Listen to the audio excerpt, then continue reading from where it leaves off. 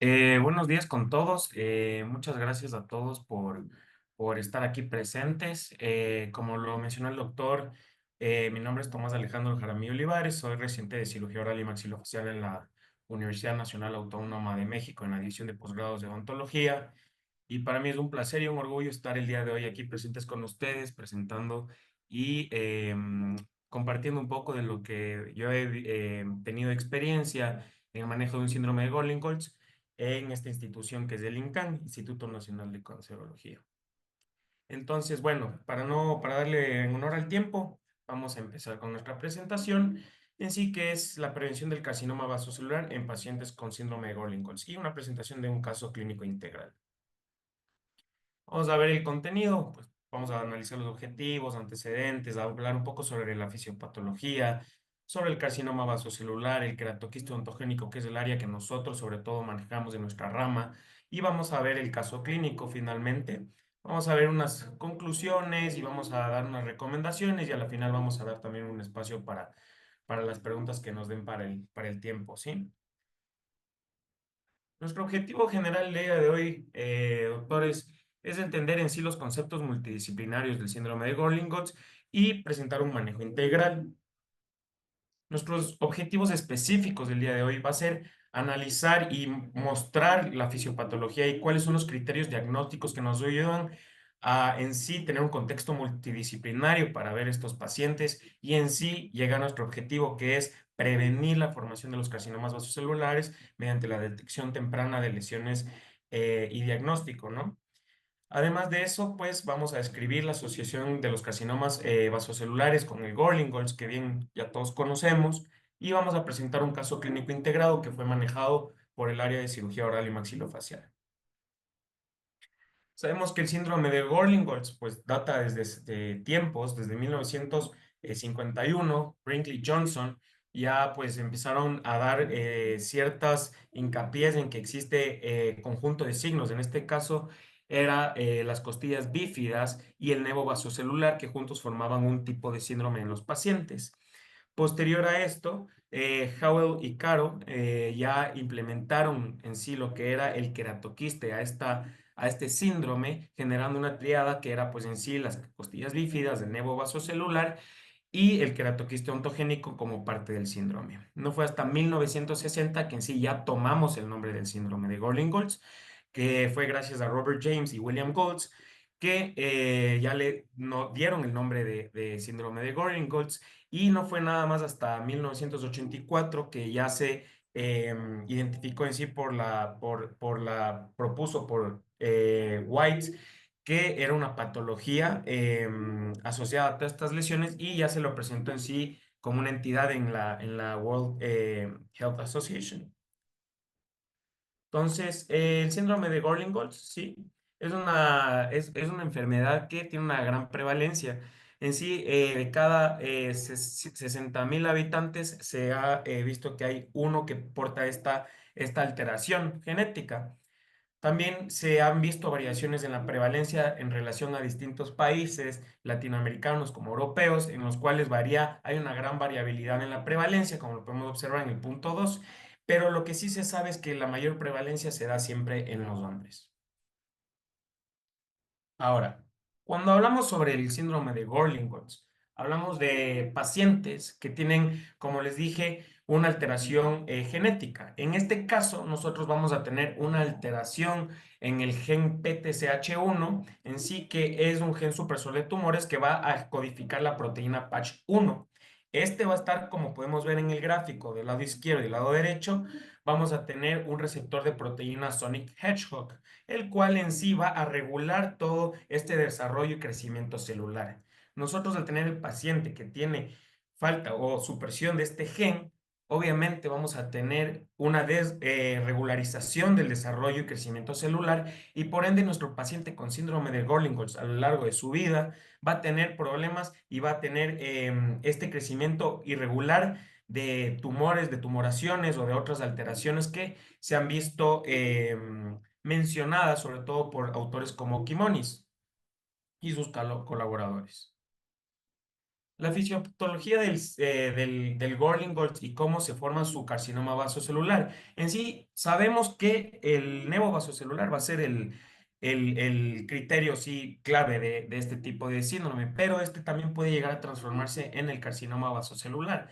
Sabemos que inicialmente vamos a tener nuestra mutación genética en el PTCH1 y en la vía Hedgehog, ¿no?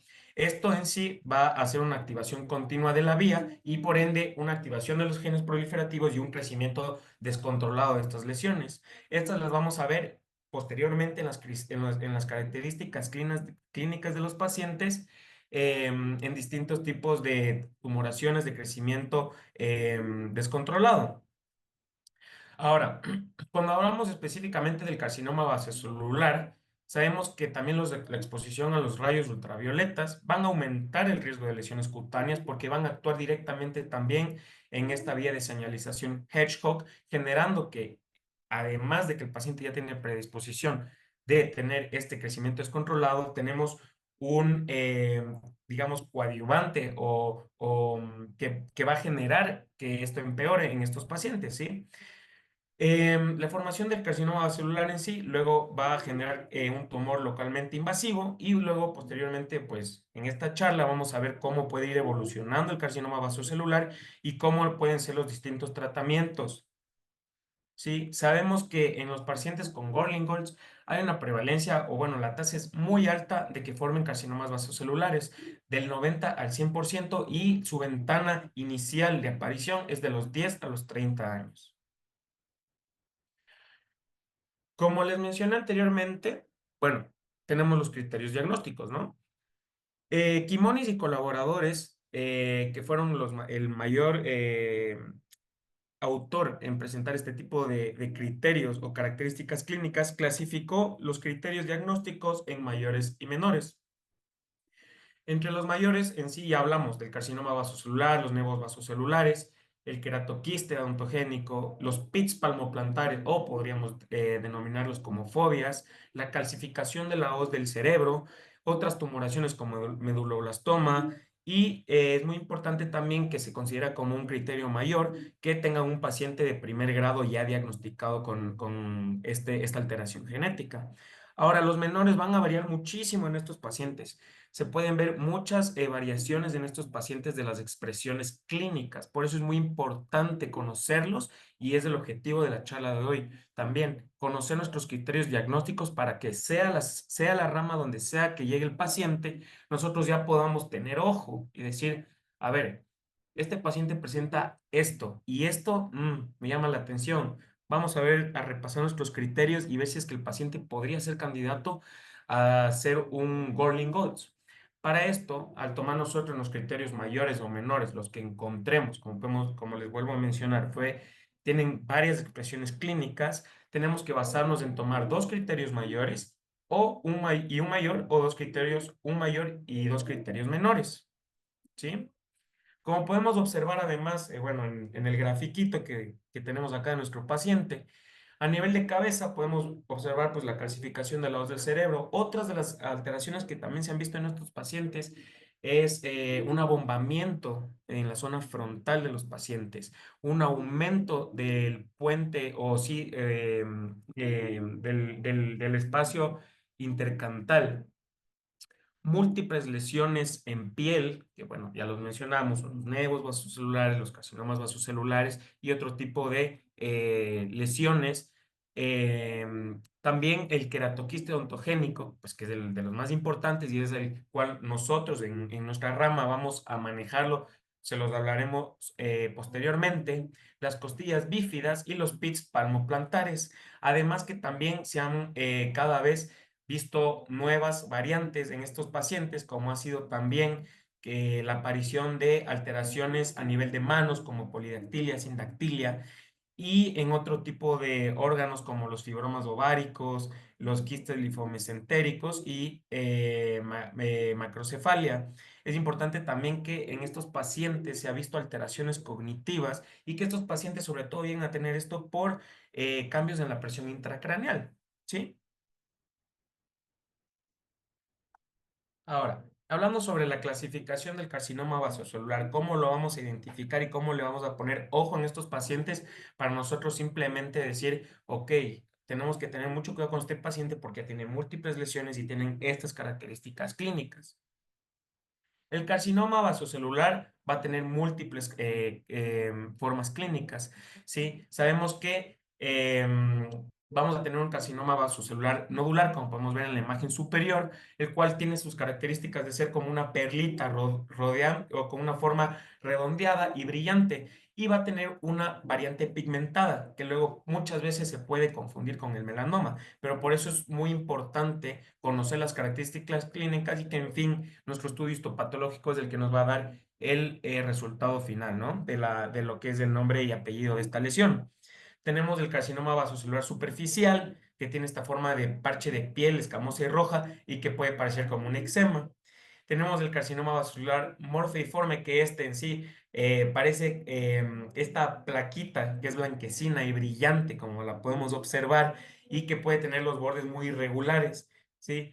Igualmente tenemos el carcinoma vascular infiltrante, que este ya va a ser más distinto y va a ser difícil de detectar, porque en sí ya es infiltrante y no se suele expresar tanto a nivel de piel, sino más a la palpación y obviamente, como pues lo dice su nombre, va a infiltrar en los tejidos ya vertical como horizontalmente en la piel. Cuando hablamos sobre el micronodular, este va a ser similar o puede ser similar al nodular, nada más que pues va a tener múltiples nódulos pequeños y este tiene la característica de ser mucho más agresivo, ¿sí? Y finalmente, pues también tenemos el vaso escamoso, que en sí va a combinar ambos tipos, el vaso celular y el escamoso, y va a tener esta presentación o apariencia irregular y nodular. Esta es la presentación clínica básica en sí que podríamos tomar en cuenta de los carcinomas vasocelulares. Ahora, es muy importante que nosotros cuando vemos un paciente con lesiones en piel, con las características clínicas y los criterios que hemos visto anteriormente, también consideremos las zonas y los tamaños de las lesiones, ¿no? Como lo vamos a ver en la siguiente clasificación. La clasificación del carcinoma vasocelular se va a clasificar de bajo riesgo y de alto riesgo. Todo esto en base o con base, disculpen, a la zona H, la zona M y la zona B. ¿A qué se refiere esto? La zona H va a ser la cara, zonas expuestas al sol, donde podemos ver la mayor exposición al sol, ¿sí? La zona M también puede ser en cara, pero puede ser en zonas inferiores, donde por A o B razón no nos llega el sol directamente o al paciente no le llega el sol directamente. Puede ser llegar a ser en cuello o zonas donde muchas veces pues vamos a estar cubiertas por algo, como es en la cabellera o en zonas cubiertas ya por nuestra ropa. Finalmente, la zona B, para que lo entiendan, va a ser ya zonas que siempre están prácticamente cubiertas por ropa, nuestras extremidades o inclusive pueden ser los brazos. Sí, que al estar descubiertos, pero no están expuestos al sol de manera intermitente, pues se vuelven una zona de bajo riesgo. A partir de esto, ya considerando la zona, es muy importante considerar los tamaños que podemos observar. Sí, de bajo riesgo, menor a 6 milímetros en la zona H. Menor, bajo riesgo, zona M, menor a 10 milímetros. Entonces, estos tamaños van a ser de bajo riesgo, cuando van a ser menor a estos diámetros, no vamos a extendernos más en esto porque se nos va toda la plática. Y en alto riesgo van a ser ya pues las zonas H, M y B, pero que ya tienen un tamaño superior, ¿sí? A esto se le va a añadir lo que acabamos de ver en la anterior diapositiva, que es el subtipo histológico o clínico, que si es micronodular, infiltrante, morfeiforme, vasoescamoso, mixto, etcétera, ¿ok? En fin, nosotros lo que buscamos igual siempre es en estos pacientes realizar los manejos menos invasivos posibles. Sabemos que son pacientes, como les explicamos anteriormente, que van a estar predispuestos a formar múltiples lesiones a cada rato, desde que son muy pequeños, desde los 10 años a los 30 años, tienen un pico de aparición de este tipo de lesiones, por lo cual nosotros no podemos optar por tratamientos muy invasivos. Entonces, cuando se habla del carcinoma vasocelular, existen varias terapéuticas, ¿no? Todas estas que podemos ver enlistadas en la modalidad terapéutica son las cuales se han propuesto para tratar el carcinoma vasocelular. Estos son obviamente no invasivos. Sabemos que la otra opción es el manejo quirúrgico con nuestros bordes de seguridad y profundidad, ¿no? En el paciente con el síndrome de Gorlin-Goltz, sobre todo, vamos a emplear medicamentos o fármacos que van a actuar directamente en la vía de señalización Hedgehog, ¿sí? Porque sabemos que esa es la falla, eso es lo que está pasando, entonces nosotros lo que vamos a hacer es aplicar un medicamento que va a actuar directamente ahí, de los cuales son el mismo de HIP y el Sonidegib, ¿sí? Entonces, estos pacientes pues, ideal utilizar estos fármacos que actúan en esa zona. Ahora, también últimamente, y que nosotros a nivel de cirugía maxilofacial hemos empleado mucho, es el 5-fluorouracilo. Este es un antimetabolito que va a actuar similar al uracilo en la replicación del ADN, interrumpiéndola y generando en sí una apoptosis programada y evitando en sí la proliferación celular de estas lesiones a nivel de piel. Muy importante también que se ha implementado últimamente también el ingenol mebutato para prevenir la formación del carcinoma vasocelular, pero que se puede llegar a aplicar en sí en el nevo vasocelular. Y es muy importante saber que en los pacientes de Gorlin-Goltz que tienen esta predisposición a generar estas lesiones, la radioterapia en sí no debería ser una opción y no es una opción, ¿sí? Entonces, con esto creo que ya queda un poco claro cuáles serían las medicaciones tópicas para esta lesión óptimas para emplear, ¿sí? Ahora, vamos a hablar sobre el keratoquiste ontogénico y cómo este va a participar también en este paciente. En sí, el paciente del síndrome de Golling-Goltz, las mayores em, problemas que va a presentar o por qué estamos abarcando en sí prácticamente el carcinoma vascular y el keratoquiste ontogénico, porque es las lesiones o el problema que el paciente va a tener que enfrentarse más seguido durante toda su vida. Entonces ya hablamos sobre el carcinoma vasocelular y cómo observarlo clínicamente, cómo prevenir, qué medicaciones podríamos emplear. Entonces ahora vamos a hablar sobre el queratoquiste odontogénico, que es una lesión, ¿sí? A nivel maxilofacial, el cual tiene un crecimiento muy interesante. Esta lesión en sí va a tener un recorrido largo a través de la historia. En sí, inicialmente Philips se lo presentó en 1956 como una tumoración. Eh, Mikulicz en 1876 igual conocieron como una tumoración. Y en 2017, en 2005 la OMS lo clasificó en sí como una lesión que podía llegar a ser maligna, pero porque solo hubo un pequeño reporte de extensión a otros tejidos que pudo o llegó a generar mortalidad. Y en el 2017, por falta de seguimiento o falta de evidencia de esta lesión de invadir a otros tejidos, volviéndose una lesión maligna, pues volvió a tomar el nombre de ser una lesión o un quiste benigno, ¿no? La epidemiología en sí, pues sabemos que es una lesión que se va a presentar con mayor prevalencia en la mandíbula, sobre todo en la zona posterior. Ahorita vamos a ver un gráfico. En el maxilar superior va a tener una pequeña presencia que va a ser del 15% y va a tener edades de apariciones pico de los 25 a los 35 años y de los 55 a los 65 años, aunque también hay literaturas que reportan o lo mencionan que es una lesión que aparece de los 10 a los 20 años, ¿sí? Como podemos observar en este gráfico, la mayor prevalencia de la formación del queratoquiste odontogénico va a ser en la zona posterior, va a abarcar la zona de la rama, al igual que la zona posterior del cuerpo mandibular, generando un aumento significante por la fisiopatología o el comportamiento que tiene y que también lo vamos a ver a continuación. El maxilar superior, igual, su mayor predisposición va a ser en la zona posterior, que va a ser hacia la tuberosidad del maxilar, y su menor prevalencia en sí será pues en la zona media y se ha visto pues una mayor prevalencia en la zona anterior. Ahora, aquí estamos hablando sobre la fisiopatología y de cómo va creciendo esto.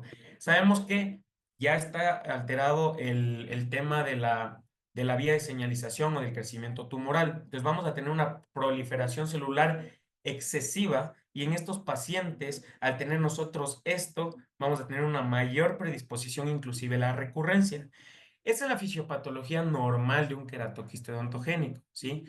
Estos son los factores de expansión quística, pero en los pacientes con Gorlingolds, como lo mencioné, se va a empeorar todo esto o el nivel de recurrencia porque sabemos que la proliferación epitelial o la proliferación celular va a ser el mayor predisponente a la formación de esta lesión.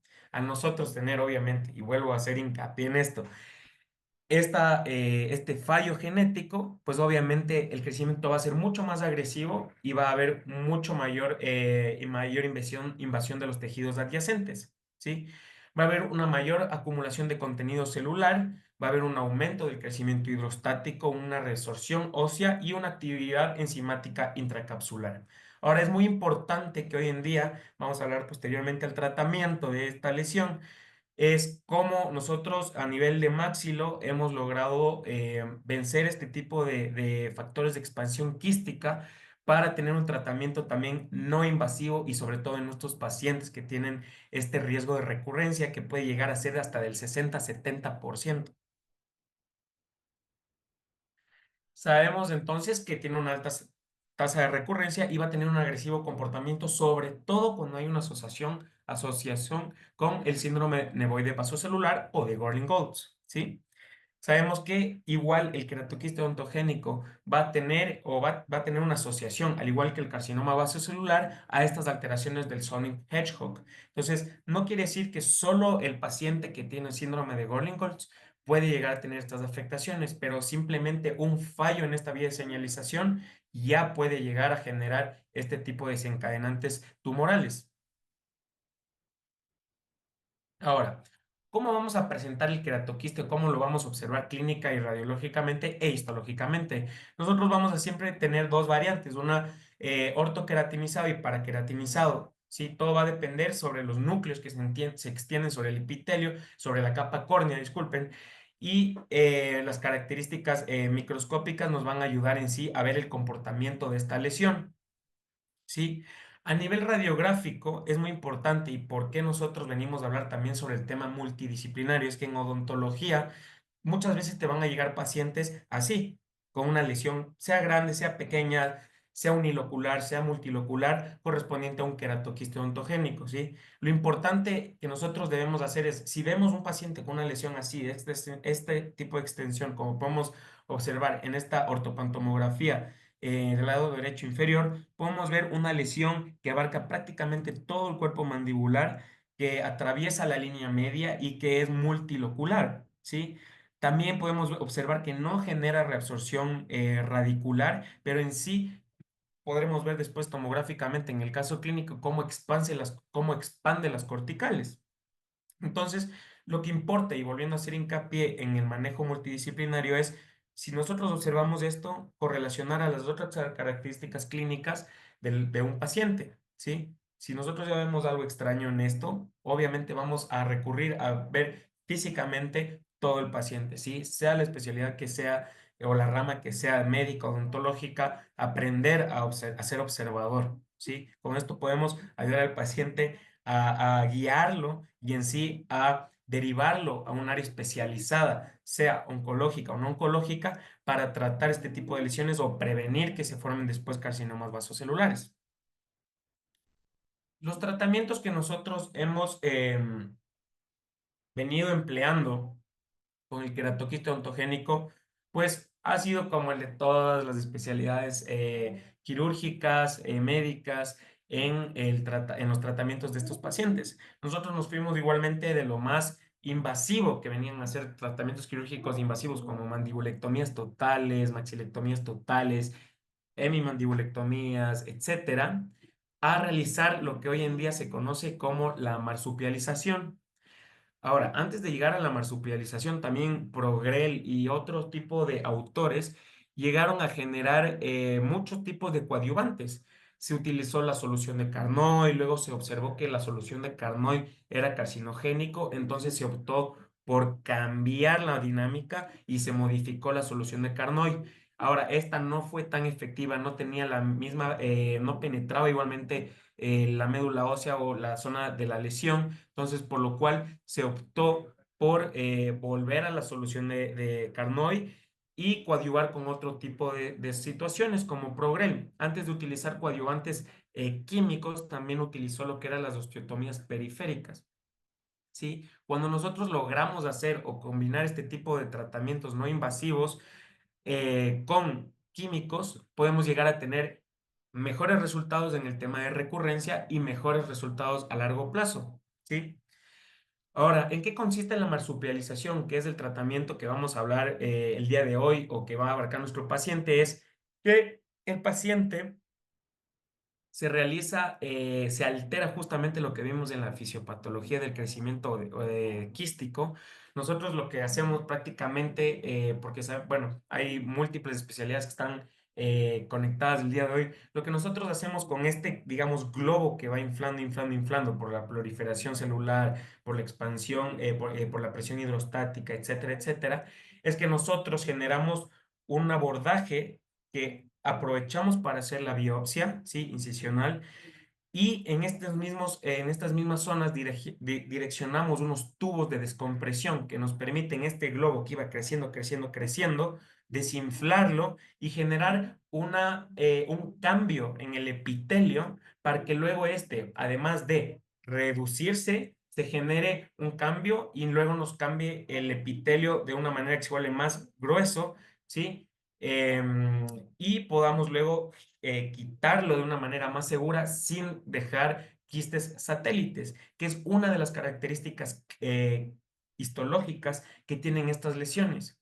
Son como unas células o quistes hijos que a veces quedan en zonas que son de difícil acceso y luego nos pueden llegar a generar la recurrencia. Y es por eso que también se han venido a emplear antimetabolitos en este tema, como es el 5-fluorouracilo. Entonces, lo que nosotros, o bueno, se conocía que se utilizaba para para el carcinoma vasocelular como un antimetabolito, lo empleamos a nivel de cirugía maxilofacial después de retirar hacer la enucleación del queratoquiste ontogénico para generar esta interrupción de la replicación de ADN en las lesiones, así disminuyendo el riesgo de recurrencia. Entonces, fue un ganar-ganar, ¿no?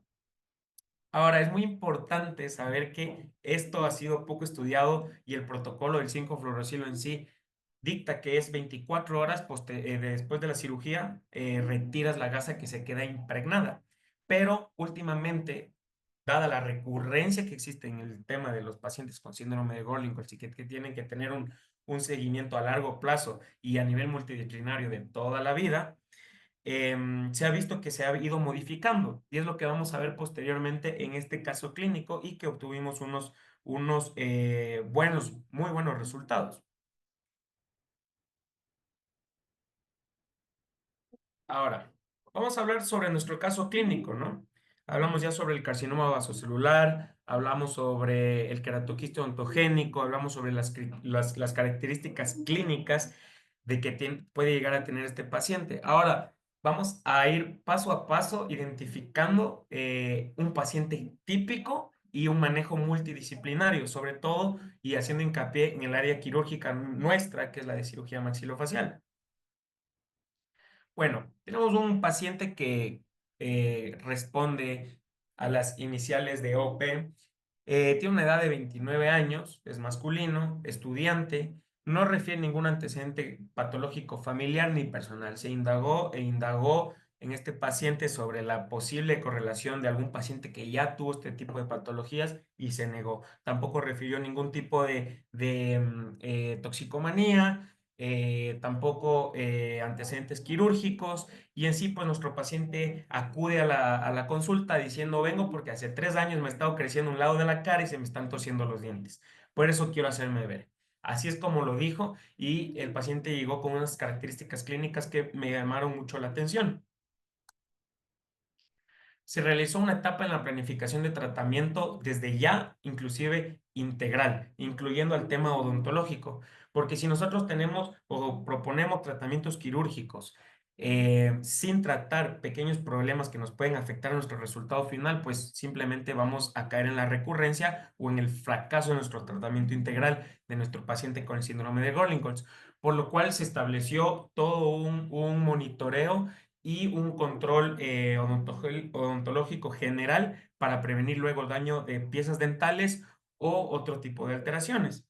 Sus signos clínicos se encontraban todo en orden y se continuó por realizar un examen físico exhaustivo, al igual que imagenológico. Ahora, empezando con el examen físico extraoral, nosotros empezamos a ver ciertos tipos de características clínicas en este paciente.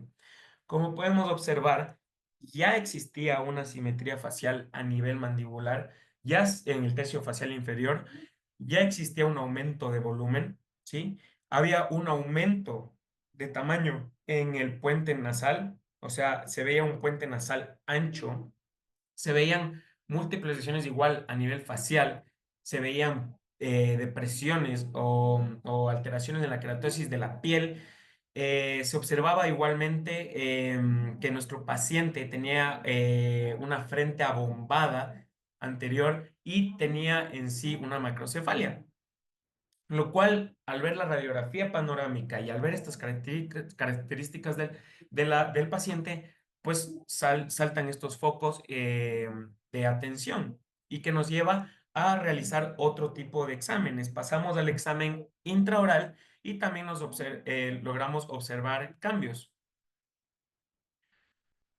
Imagenológicamente, se lograron observar entonces este tipo de hallazgos. Como podemos ver en la ortopantomografía, observamos una lesión que abarcaba y atravesaba la línea media y prácticamente abarcaba todo el cuerpo mandibular y se corroboró entonces con imágenes tomográficas, de las cuales en los distintos cortes se observó, como podemos ver en la imagen 3 y en la imagen 4, zonas hipodensas con aumento de las corticales óseas de manera muy significativa, ¿sí? Esto es muy importante porque es justamente las características que puede llegar a tener el queratoquiste odontogénico, pero sobre todo en estos pacientes con el síndrome de Gorlingholtz, la expansión que puede llegar a tener este tipo de lesiones. Como podemos ver, está prácticamente abarcando toda la mandíbula y en esto hace años, pues no tantos, pero tiempo atrás, cualquiera hubiese dicho, pues no, mandibulectomía total, ¿sí?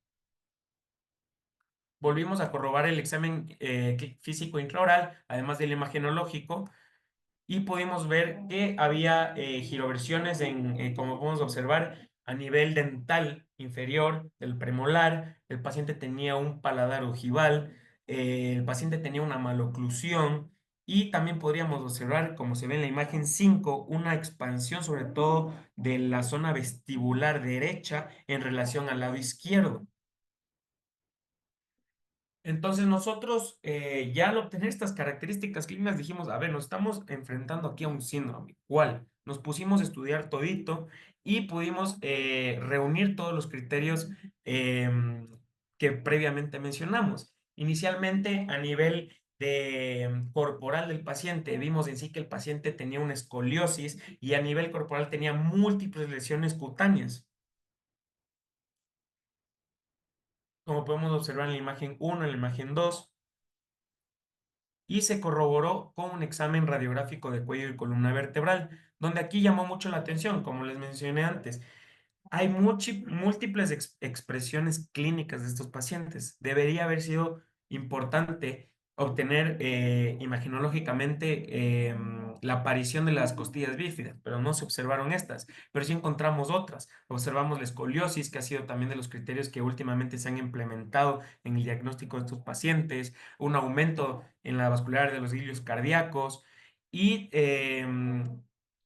múltiples características también cognitivas del paciente, ¿sí? Era muy difícil hablar con él, era muy difícil tratarle de explicarle por qué le mandamos a hacer esto. Entonces, nosotros de primer plano y para asegurar el éxito de nuestro tratamiento y nuestra prevención de que este paciente llegue a tener otro tipo de lesiones, fue hablar directamente con los familiares e instruirles, porque nos dimos cuenta que este tipo de pacientes tienen que sí o sí llevar a la mano un familiar que pueda guiarlo a través de todo esto, ¿sí? Entonces nos pusimos obviamente a interconsultar con todas las especialidades que estos pacientes pueden llegar a necesitar que los vean y pudimos pues obviamente interconsultar con dermatos. Se hicieron múltiples exámenes clínicos a profundidad de todas las lesiones a nivel corporal para ver si había algún índice de alguna forma de un carcinoma vasocelular y pues gracias a Dios y pues todo, el paciente no presentó nada de estas características clínicas malignas, pero sí nos encontramos, como podemos ver en la figura uno que a nivel de planta de los pies sí existían fobias o los pits plantares. También pudimos observar que había un pectus excavatum y un aumento de la distancia en el tórax. Aquí lo que nos llamó mucho la atención es que la literatura siempre menciona solo los pits o las fobias a nivel palmoplantar, pero nosotros aquí encontramos múltiples fobias, encontramos en cara, encontramos en el pecho, como podemos observar en la imagen 4 y pues también a nivel de las palmas, ¿no? Se realizó una tomografía axial computarizada y en los distintos planos se encontraron otras características que nos llevaron a reconfirmar que nos estábamos enfrentando a un paciente específico sindrómico. Como podemos ver, las calcificaciones de lados del cerebro e inclusive se pudo llegar a observar un quiste aracnoideo, que fue una de las variaciones que se pudo ver en este paciente. Se hizo evaluación con neurología abarcando nuevamente otra especialidad y se pudo ver que tuvo un aumento en el índice de Evans y esto llegó a generar o podía llegar a estar generando estas características clínicas cognitivas que el paciente presentaba desde el momento en el que entró a nuestra consulta, ¿sí? Los familiares referían que el paciente no podía buscar trabajo, no podía prestar atención, y les costaba mucho, inclusive había muchos temas familiares que no estaban resueltos y había muchos problemas con el paciente que empezaban a tomar camino. Entonces, nosotros al corroborar con neuro y con las distintas otras especialidades, pues empezamos a establecer un diagnóstico presuntivo de nuestro paciente a los familiares y para ellos todas las características de nuestro paciente empezaron a tener mucho sentido y nuestro apoyo de la familia empezó a tener mucho más fuerza. Entonces, todo esto nos facilitó mucho a que el paciente en sí sea tratado de manera integral y preventiva a un posterior evolución de una lesión maligna. Entonces, este paciente, ¿sí? Tuvo y resultó en tener criterios mayores y menores para un diagnóstico definitivo en síndrome de Gorlin-Goltz. Ahora es muy importante que sí, o sea, no podemos decir sí, es un Gorlin-Goltz porque siempre vamos a necesitar para la reconfirmación al 100% nuestro examen genético, pero seamos realistas. ¿Cuántas personas tienen este síndrome? Ya observamos la prevalencia. ¿En qué situaciones socioeconómicas se encuentran estos pacientes y quiénes tienen acceso a este examen genético? Entonces no podemos perder el tiempo. Bueno, no es perder el tiempo, pero no podemos obligar o rehusarnos a seguir terapéuticas porque no tenemos un diagnóstico genético. Podemos basarnos en nuestros criterios mayores y menores para prevenir que este paciente avance o luego posteriormente tenga lesiones que pongan en riesgo su vida. Por eso es muy importante, y vuelvo a hacer hincapié, que nosotros tenemos que conocer bien los criterios mayores y menores de un paciente sindrómico, no solo de Gorlin-Goltz, de todos los síndromes, para que nosotros podamos guiar, o si no estamos seguros, canalizar el paciente a otras áreas y en sí disminuir la tasa de mortalidad en estos pacientes y mejorar la calidad de vida en estos pacientes. De nuestro paciente actual, que vimos anteriormente, pues a nivel de criterios mayores, cumplió con calcificación de lados del cerebro, tenía los pits palmoplantares y evidentemente un queratoquiste ontogénico mandibular muy grande, ¿sí? A nivel de los criterios menores, pudimos observar que tenía hipertelorismo, tenía un puente nasal ancho, tenía macrocefalia, prominencia frontal y también tenía una anomalías vertebrales como una escoliosis y una pequeña cifoscoliosis, ¿no? En este paciente, y me pareció muy importante recalcar y que la cual nosotros pudimos obtener más características clínicas que no se reportan en la literatura, pero que se pueden ver expresar en estos pacientes, fue el quiste aracnoideo que pudimos observar en la tomografía axial computarizada en el corte transversal que vimos.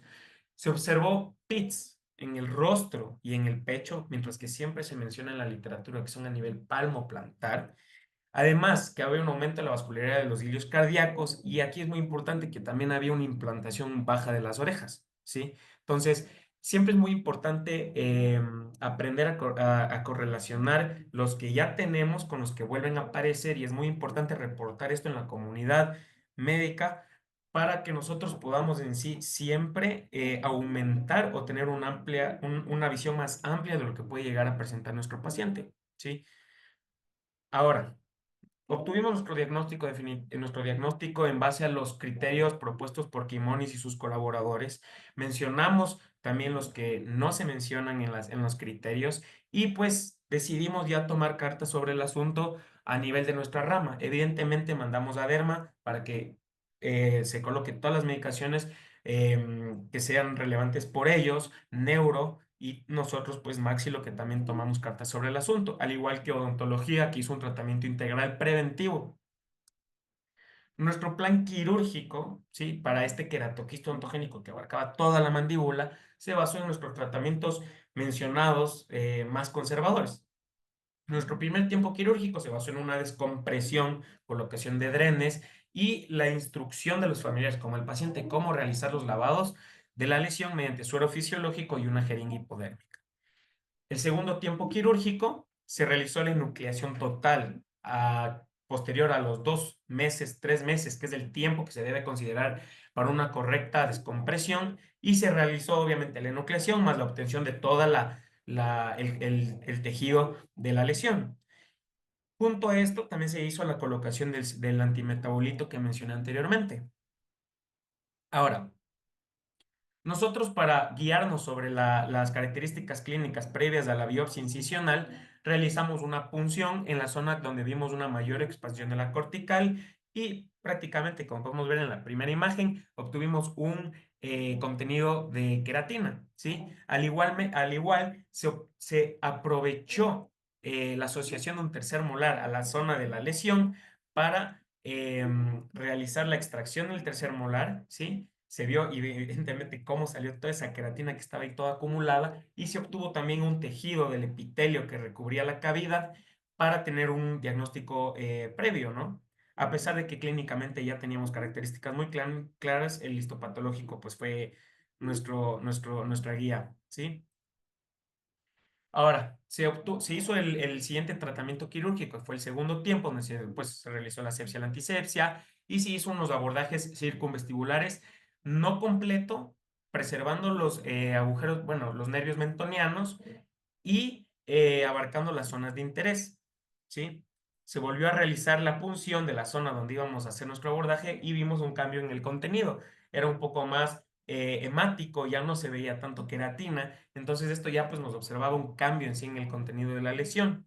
Se realizó una osteotomía para descubrir y eliminar toda esta cortical que se había visto expandida, pero aún así ya había disminuido de tamaño y ya estaba un poco más espesa, por lo cual pues usamos el motor y descubrimos los lechos quirúrgicos que podemos observar a continuación, ¿sí? Entonces, se realizó la osteotomía periférica, ¿sí? Y se descubrieron los lechos quirúrgicos, los lechos donde se encontraban las cavidades, ¿sí?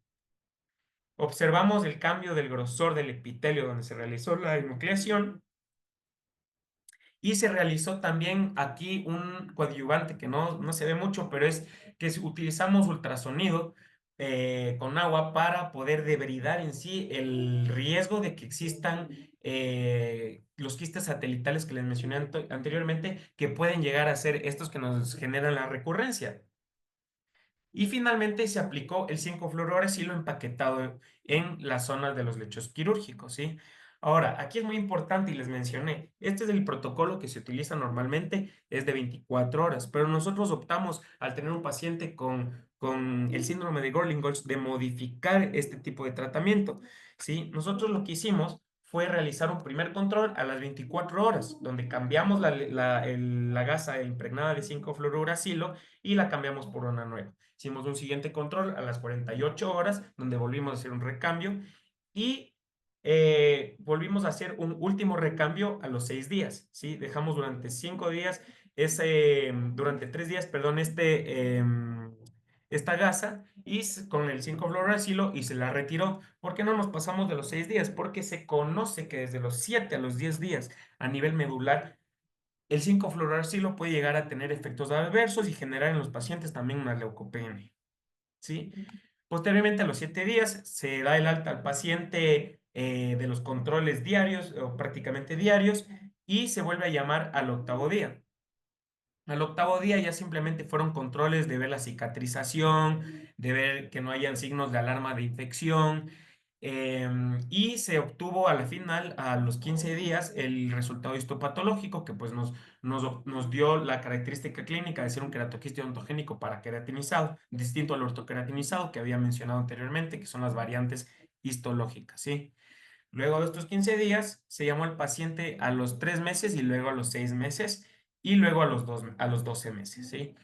En sí, tuvimos un poco de problemas con el tema del cumplimiento de los controles del paciente, pues justamente por el tema cognitivo del paciente y que luego pues se dejó ir, pero a la final nosotros logramos volver a hacer esta educación multidisciplinaria. Entre todos nos reunimos, entre todos los especialistas que se encontraban tratando al paciente y logramos volver a concientizar sobre la importancia del manejo multidisciplinario y de asistir a todas las citas.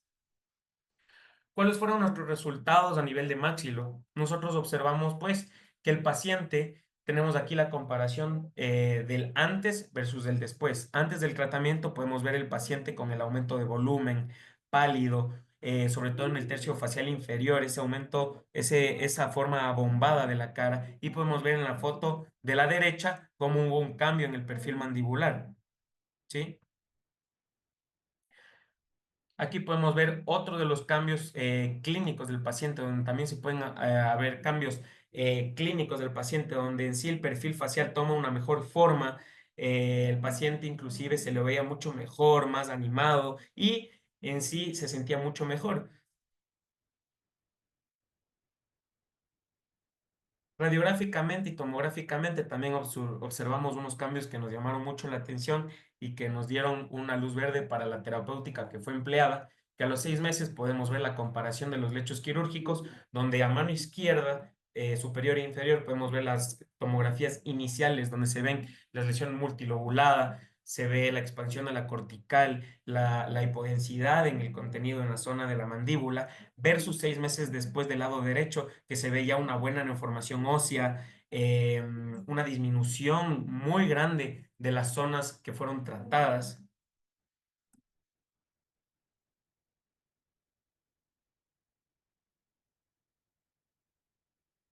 Podemos ver aquí igualmente en el corte axial cómo se ve esa expansión de la cortical. O sea, miren ustedes el tamaño que tenía esa cortical, que fue donde hicimos la punción para luego pues hacer nuestro tratamiento.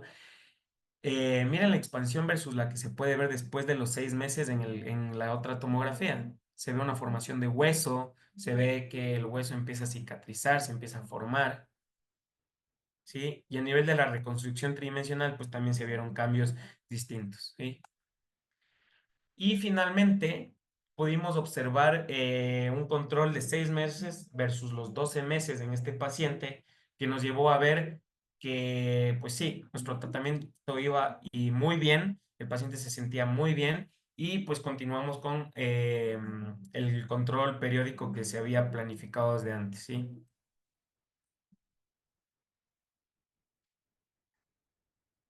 En sí, bueno, abarcamos muchísimas cosas, abarcamos el tratamiento quirúrgico por maxilo, la literatura, y por el tiempo nos tocó ir muy rápido en sí, pero las conclusiones que me llevaron o nos llevaron a tener entre todos de estos pacientes es que en sí unos criterios mayores y menores que fueron propuestos por Kimonis nos llevan a tener una buena anamnesis, una buena estandarización y a obtener y tomar en cuenta que necesitamos una buena calidad imagenológica y histopatológica de todas las muestras. Igualmente que todos los criterios mayores y menores deben ser recolectados multidisciplinariamente para un correcto manejo integral del paciente. El manejo del síndrome de Gorlingoltz, vuelvo y hago hincapié, su prevención de la formación de los carcinomas vasoculares o de lesiones malignas tiene que ser multidisciplinario. Es muy importante que sea educacional, no solo con el paciente, porque el paciente, como les dije, muchas veces puede dejarse ir y puede tener problemas cognitivos, por lo cual no se va a aferrar a los tratamientos. Entonces, es muy importante que la educación sea integral para el paciente como la familia, sobre todo la familia, ¿sí? Igualmente, entender y explicarles que es como casarse con el paciente y que lo vamos a tener que ver de por vida para justamente prevenir y mejorar la calidad de vida del paciente. Y que el manejo del keratoquiste ontogénico como del carcinoma vasocelular siempre tiene que emplearse mediante terapéuticas lo más conservadores posibles, utilizar los últimos fármacos que tienen mejor evolución en estos pacientes, como es el 5-fluorouracilo o los que actúan directamente en la vía Sonic Hedgehog, y se debe considerar que la vitalidad pulpar a nivel odontológico también nos va a ayudar mucho para la cicatrización de los tejidos en este tipo de pacientes. Ya no se deben hacer también las múltiples endodoncias y bueno, siempre y cuando obtengamos un diagnóstico pulpar positivo, ¿no? Y debemos basarnos siempre en la literatura más reciente para el manejo de estos pacientes. ¿Cuáles son nuestras recomendaciones y que pues yo les podría dar con base a la experiencia de los casos clínicos que hemos visto en los distintos institutos? Nuestro diagnóstico mediante los criterios mayores y menores siempre va a ser nuestro gold estándar para nosotros prevenir que la enfermedad avance, no basarnos solo o esperar a un diagnóstico genético, ¿sí? La comunicación tiene que siempre ser directa con la familia, los tratamientos tienen que ser conservadores y siempre individualizar cada manejo porque como les había comentado, cada paciente va a tener expresiones clínicas distintas cuando tiene un Golden Goals. Muchas veces va a tener características clínicas muy distintas, expresiones distintas e inclusive una proliferación celular que puede llegar a provocar las lesiones malignas distinta. Por eso es que tenemos que individualizar cada manejo y hacer hincapié en el manejo pues multidisciplinario para la prevención de la formación de lesiones tumorales a nivel de piel, como era pues el objetivo de la plática del día de hoy, ¿sí? Son las bibliografías que pues estuvimos aplicando para todos nuestros tratamientos, como la revisión de las opciones terapéuticas. Y pues sí, tuve que correr en honor al tiempo y es un tema muy interesante, muy grande que tenemos que tomar en cuenta, pero no me queda nada más que volver a agradecerles a todos ustedes por prestar atención y igual al Instituto Nacional de Cancerología por permitirme pues presentar el día de hoy este tema. ¿Sí? Muchas gracias.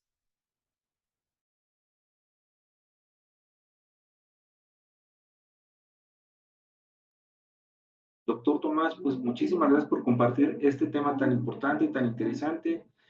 Si tienen alguna duda a los participantes, con mucho gusto estamos aquí para recibirlas. Yo las leo, las pueden colocar en el chat y se las preguntamos al doctor y él nos puede responder. Yo tengo una duda, doctor. Eh, este tipo de queratoquistes a nivel de maxilares llegan a tener alguna sintomatología, llegan a doler al paciente y se puede confundir con algún tratamiento pulpar o alguna infección pulpar. Esa es la duda que tengo.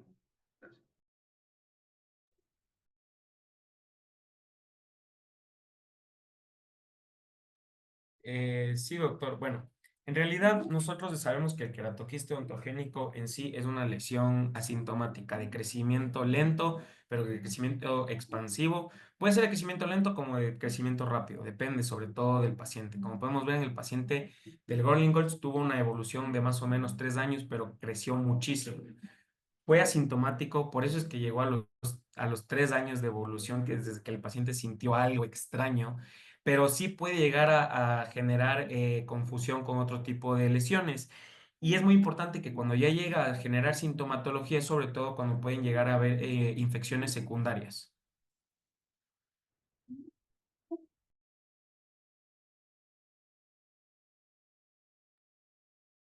Bien, doctor. Muchas gracias. ¿Alguien más tiene alguna duda? Ahorita que estamos todavía en tiempo para poder preguntar aquí al doctor. Lo felicitan, doctor, por su charla. el doctor Ivirta, la doctora Karina Rodríguez, desde el Hospital Civil de Guadalajara, también le mandan felicitaciones, doc. Y pues bueno, no nos queda más que agradecerle su presencia, su asistencia. Les vamos a pasar aquí un código QR para la evaluación final de este tema y les van a enviar sus constancias. Está la evaluación final y también otro código QR que también nos pueden apoyar a escanearlo, es para una encuesta de calidad, bien, para el instituto. ¿Ok? Pues por su tiempo, doctor, la verdad, aquí tenemos una pregunta. Hola, doctor, buenas tardes. Quería preguntarle acerca del control periódico del paciente por el riesgo de aparición de carcinoma vascular, quiste, queratoquiste odontogénico. ¿Cuánto es el tiempo recomendado de las revisiones? Mi segunda duda, doctor, es, no había escuchado el 5-fluoracilo. ¿Es una mejor alternativa en comparación a la solución de Carnoy? ¿Cierto?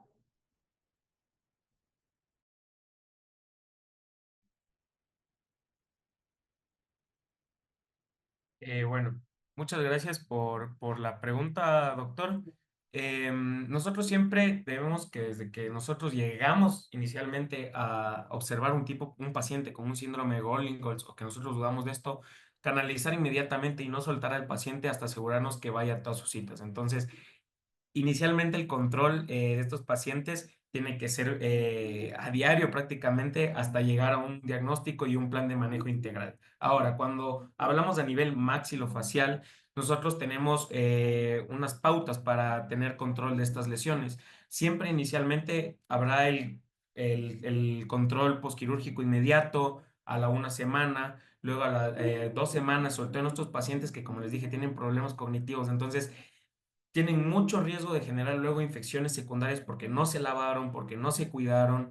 Entonces, es muy importante esto. Ahora, cuando nosotros ya pasamos nuestra ventana, esta crítica del riesgo de infecciones o otro tipo de problemas, nosotros ya optamos por realizar controles, por ejemplo, inicialmente de los 3 meses, luego de nuevo a los 3 meses, luego a los 6 meses y luego a los 12 meses, siempre y cuando no observemos una recurrencia o un cambio clínico o radiográfico del paciente. Siempre es muy importante que los primeros controles tienen que ser a los 3 meses, obviamente con una radiografía panorámica. No vamos a mandar a cada control una tomografía porque llega a ser muy incómodo y económicamente para los pacientes.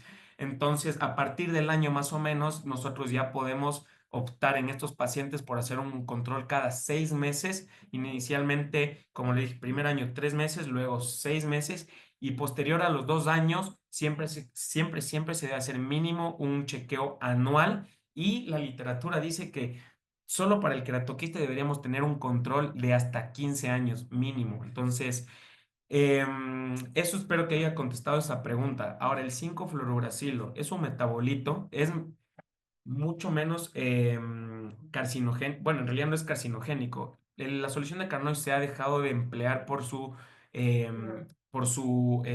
lo que se ha visto que ha generado carcinogénesis. Y igualmente se ha modificado pero no se vieron los resultados iguales. A nosotros emplear el 5-fluoruracilo, generamos que estas células satélite o estos quistes satélite generen una apoptosis programada y nos disminuyan el riesgo de recurrencia. Entonces, y a mi parecer, es una opción menos mórbida que nos permite múltiples aplicaciones y que hasta la actualidad ha mostrado grandes resultados. Entonces, sí me parece que es una mejor opción terapéutica. Ahora, esto puede diferir de cada profesional y hay gente que va a decir no, que el 5-fluorouracilo no le sirve, pero también depende mucho del protocolo de cada uno y del seguimiento, como lo mencioné.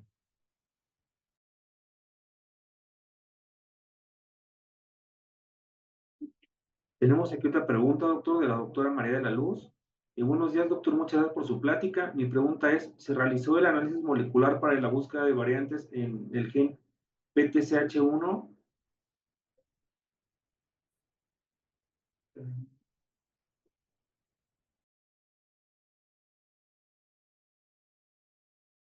Pues sí, o sea, en realidad no requeremos en sí buscar un análisis molecular extensivo sobre los genes PTCH.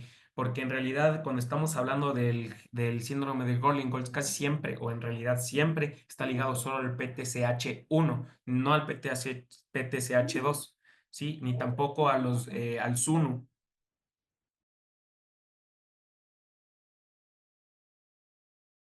Tenemos otra pregunta, doctor.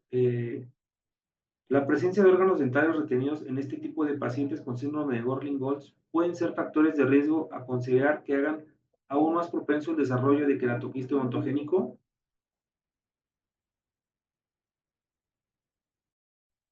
Sí, claro que sí. Nosotros siempre que tenemos este tipo de alteraciones, sobre todo en estos pacientes, nosotros sabemos que los queratoquistes odontogénicos en sí crecen derivados de restos del epitelio dental. Entonces, obviamente nosotros al tener un diente retenido vamos a tener ahí un factor predisponente a la formación de los queratoquistes odontogénicos o otro tipo de lesiones quísticas. Sin más por el momento, doctor Tomás, a nombre del Instituto Nacional de Cancerología, a nombre del Departamento de Tumores de Cabeza y Cuello y de la Dirección de Docencia, le agradecemos su participación. Muchas gracias. Muchas gracias a ustedes, a todos los que estuvieron presentes en la charla. Y a usted, doctor. Gracias, doctor. Que esté muy bien. Hasta luego.